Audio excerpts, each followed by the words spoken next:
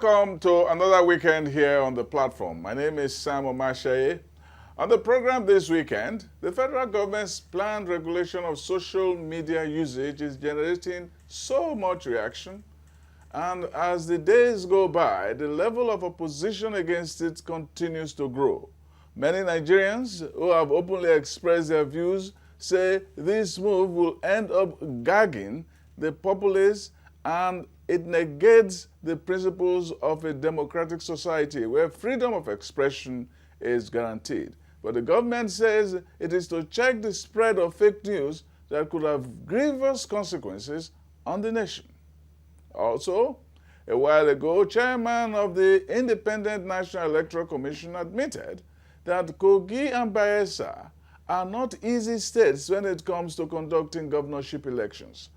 Beyond the difficult terrain, events leading up to the November 16 governorship election in both states give credence to his statement.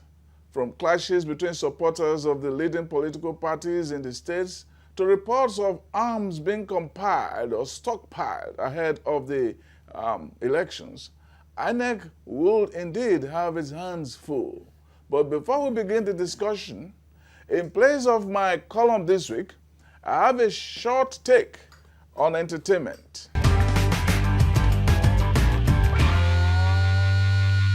This is a Hollywood irony. The Nigerian movie Lionheart did not roar for the Oscars because the judges say it did not meet the language requirement of local content of 60% and foreign content of 40%.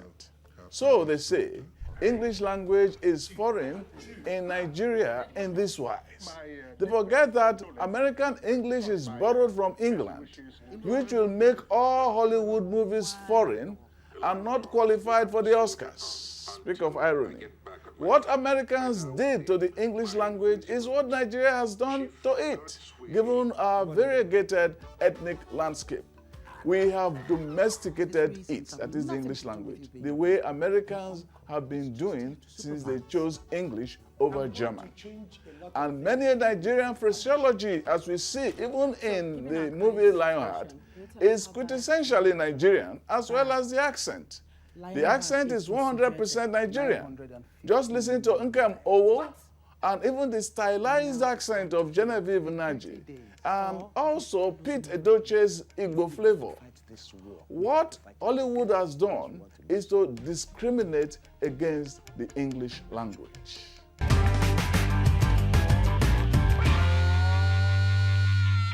Public affairs analyst Lekon Shote and lawyer Jide Ologun are going to discuss with me these two topics. Now, let's start with BAYELSA. Jide, what do you say? It says what we are heading for in BAYELSA and KOGI are not, they're not tea parties. Some have said that it appears as if a war is on the way.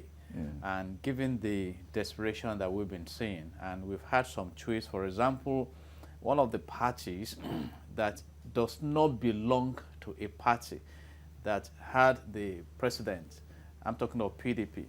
Which state? Let's take it state by state. BAYELSA state okay. now. The candidate for APC got a prayer from the mother of former President Goodluck Jonathan. And it's a difficult interpretation there. Because what is the prayer? You would have expected wishing him success at the polls because he went visiting. And if you want to look at the body language, are we now saying that PDP that should have the engine room in the family of the former president is endorsing APC? So you find all those, and like you brilliantly mentioned, we've had reports of stockpiling of ammunition. We've had different kinds of people defecting from the party and suddenly returning to the party. So the activities are really, really, hot now, and both parties are accusing the other of trying to manipulate INEC. But interestingly, whether from KOGI or BAYELSA state, the report is that INEC has been able to meet the requirements for preparation towards the elections. What does that mean? In terms of the employment of the ad hoc staff and training them in advance and preparing. And we hope that INEC will be able to give us a better narrative, despite all the desperations we are having, which of course should be expected, because governorship election from history has hardly been easy, whether in KOGI State or in BAYELSA State. What do you say, Lekon? Let's also look at the visit of Lion to Jonathan's mother. I mean, Jonathan's mother, for all I know, is not a registered member of any party. But you will expect that, given a Nigerian situation, it will be on the son's side. But the son also did not appear on the key PDP rally. Exactly. So it begins. You see, our system, we keep talking about it. It's optics. Nigerian politics is essentially optics. What people perceive, what they see of you. And funny, it also helps them to make up their mind. What they want. I mean, assuming votes will count. Assuming votes will count. It helps Nigerians to make up their mind. The optics, what they perceive. I find it a bit strange that, she's not a traditional ruler, such that you will say, well, a candidate went to visit all the traditional rulers. And then the former president now fails to show up, including the governor of Rivers State, who is like, for now, the governor general of Niger Delta PDP, if you like. So that's PDP. Yeah, for PDP, yes, and that surprises me quite a bit. But to really look at the issues, But it's also a reflection of the tension between Nyesom Wike and the governor of Bayelsa, Dixon. Well, if he that is it, and it means that the people have said, well, the choice of the the PDP candidate did not go well with some of the Niger Delta PDP elite. Well, would you then, I mean, if I was in PDP, for example, I would ask, because I would ask myself is this, would I concentrate more on squabbles between us or on the greater goal for all of us as a political party? There are levels of interest in politics. You have the national interest, you have the party interest, you have the individual interest. Who determines what is national interest? I mean, basically, the essence of democracy is to enhance the fortunes of society. And that should come, particularly after the elections. All efforts should be on promoting that agenda. But when you come to party politics, I think in Nigeria, we've had more of personal interest overriding party politics in some instances. And that is one of the things we have evaluated here now. You'd have expected that even if I have personal issues with you at the individual level, for the sake of party interest, let's rally together and record this victory. But you see people expressing their disdain openly by body language, and those who are, there are some, those who want to vote. Presences and absences. Exactly, who are watching, and they just want to form their decision based on what they witness among the party chieftains, whether they are really relating well or not. And it goes a long way. And except we have that loyalty to the party, we may not have loyalty to national interests. So, and of course, if you look at the fact that in Nigeria, politicians migrate so freely, they can move from one party to the other in pursuit of their personal interests. Well, you wanted to say something? Yeah, but let me just add that somebody described political parties, says they are formed to advance private interests. It's okay. Political scientists will give us what looks like the antiseptic definition. It's for the good of society. But essentially, what happens is that it is private interest. We want to see. We want to see where private interest aligns. Yeah, with the national interest. With sufficient percentage. I think there of sufficient percentage of the civic populace. Yes, there you are looking at the greatest good of the greatest number of people. No, that's not the greatest good. Not necessarily the greatest good. The greatest of my good. Okay. That aligns with the greatest number of people. Or the greatest good of the greatest number of people. Not necessarily the greatest good, because politics is not necessarily about the good, but it's the perception of the good. Okay. Of the greater number of people. Another level is that they say, okay, the primaries were fraught on both sides, whether in PDP or whether in APC. And one way or the other, those who emerged were not somehow everybody's choice. Everybody's choice. It cannot be everybody's choice. Yeah. But it looks like with the PDP, it is really deep-seated. Really deep-seated to the extent that some of their real party elite, even across from the state, including the governor of the neighboring rivers, are not happy with it. So the battle is seen both as a war, a battle between Dixon and his colleagues in his party, and principally Dixon versus Timipre Silva, a former governor of the state, who is now minister. Is now Minister of Petroleum. So, it looks like resources to deploy. Yeah, well, let's hope that is it. What do you say to that? How is it going to fight? Is Dixon now facing a two-headed battle? Definitely, you have a throw around of influence here. And I would have expected that if the party interest holds water, there must be internal mechanism to resolve issues. And we agree that, okay, the party is moving in this direction.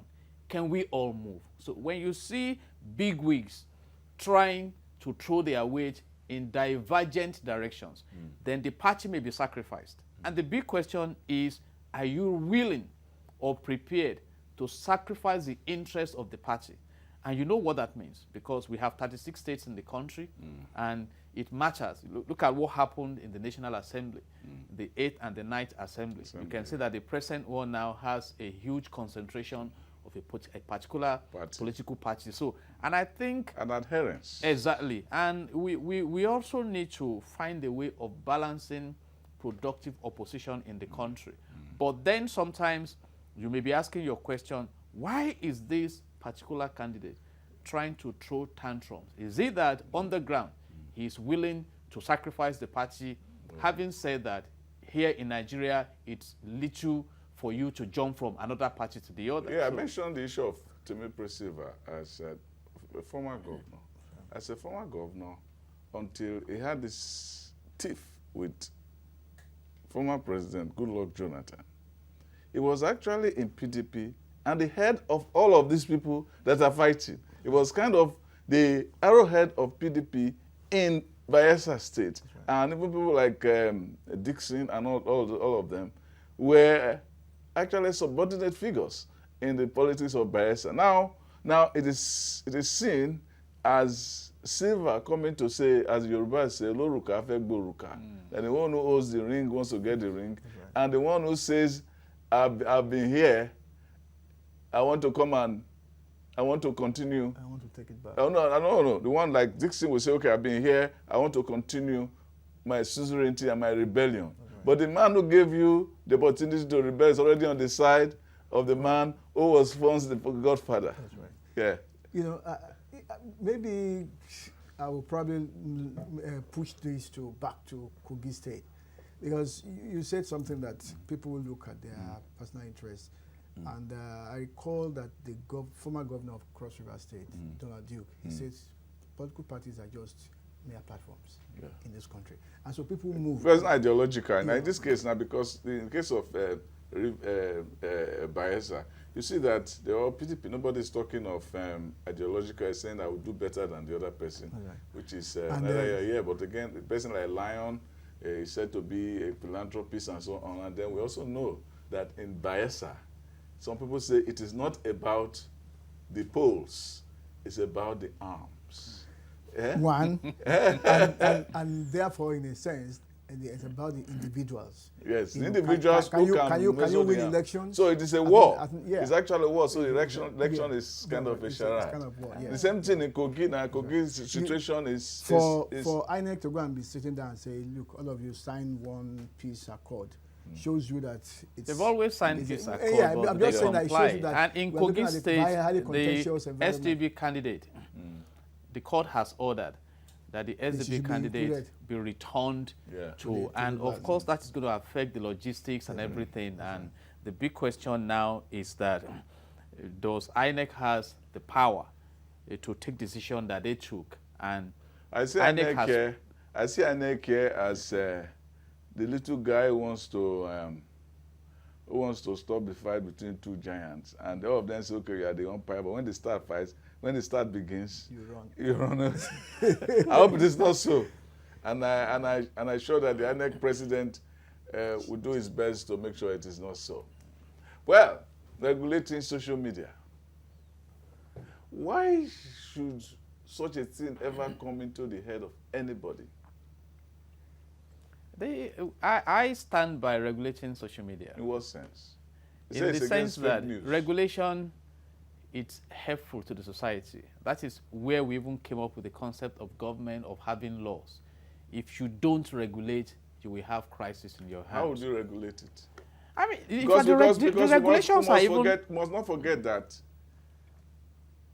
leading up to this was a debate over hate speech. Yes. If you are going to regulate the social media, are you going to regulate it in your own favor? It just reminds me about what the Milton Friedman, the economist, Nobel economist, who said about free market. He said, we have all the supply, so we can demand what we want. so in other words, you have the power. Yes, I was coming to that. You need regulation in every society to prevent crisis. But what are your motives, your intentions? And these are the questions we should be asking. And the government is saying, we don't want hate speech and fake news to come out as a twin that we dismantle the unity of the country. And the big question again is that, is it only in the social media that we witness this? What about the statements made by even some big ones within the political arena? For example, the one that came up before the 2019 election where a sitting governor was threatening body bags, that if the foreign observers unduly interfere, they will return in body bags. I don't know how to classify that. So, and my position... How do you classify that? That is hate speech. But you know, they are under immunity. You know, years back in the Nigerian Institute of Public Relations, Lagos State chapter, when I was the chairman, we discussed bad advocacy. You know, bad advocacy in public relations. Even you, sir, should be checking yourself online. What is being said about me? You see, so you may not be able to prevent a bird from flying across your head, but you can prevent it from perching. Again, there's a difference between image and reputation. It depends on what bird. You can perch. Image and reputation. Can the government also come up with contents that are presentable? Because quite a number of times, feedback that makes communication complete is what annoys some stakeholders, and they classify it as speech. Are we now saying people cannot express their feelings again? And that's why I said, I mean, regulation must come in. There's an extent to which you can express yourself, really, because like someone said, you may have freedom of expression, but you may not have freedom after expression. So it must be done within the context of democracy, which is giving opportunities to stakeholders to give the feedback. And it is the feedback that will enhance your performance. But here it may turn out to be like a clamp down on opposition or whatever it is. And it must be critically looked into. Even in the US, you have this whole issue of fake news. Yeah, and you've had some platforms trying to make sure that they fact check. Facebook now has its own squadron of fact checkers to make sure that you don't throw anything out there. But Facebook has also contradicted itself by saying that it is not going to police ads, whether the ads are true or the ads as it's 2020 elections.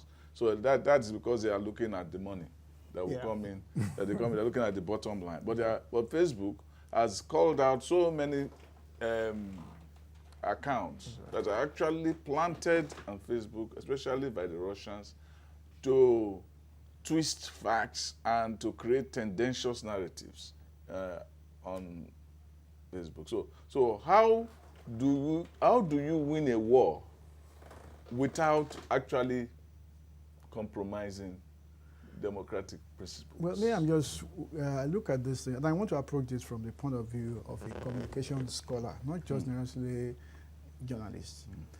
You see, when I look at the internet is what you call the social media.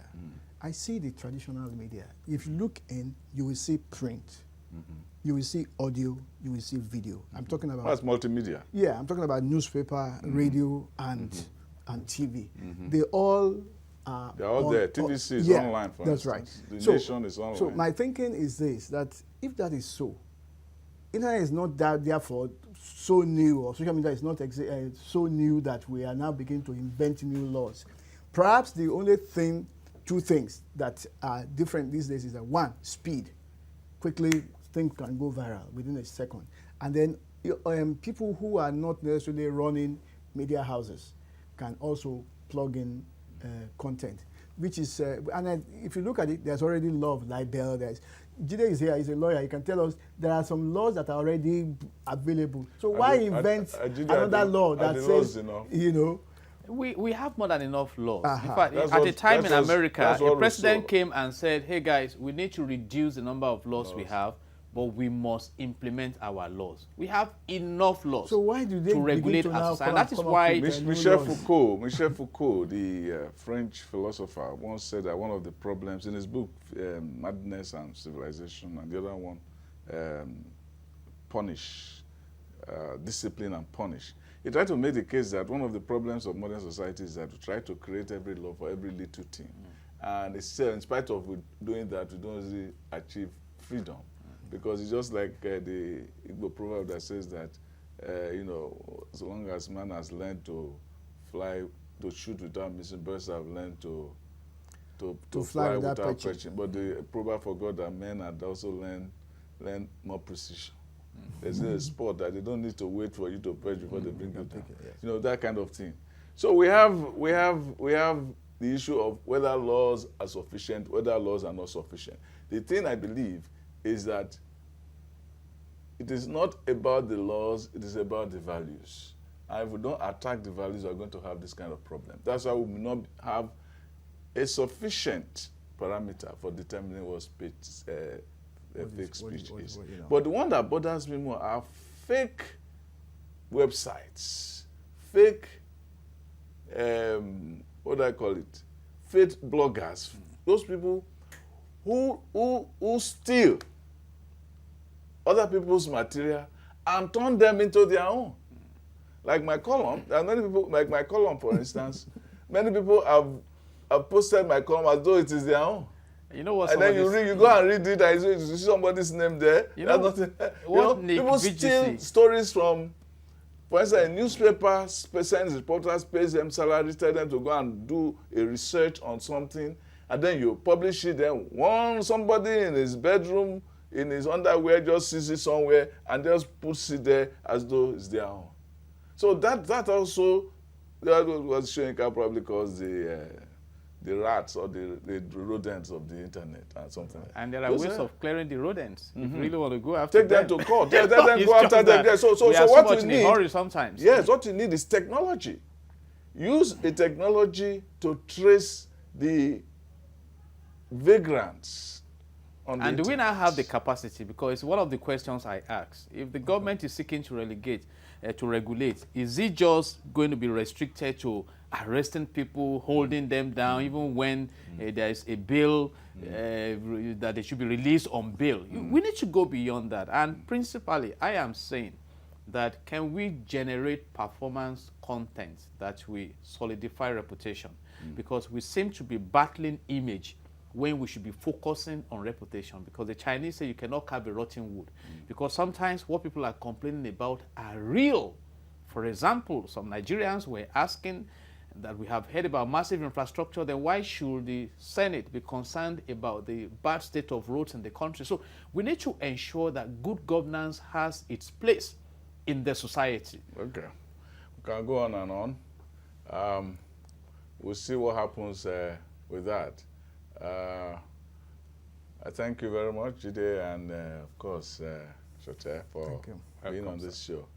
Just before the program ends, this is my poem.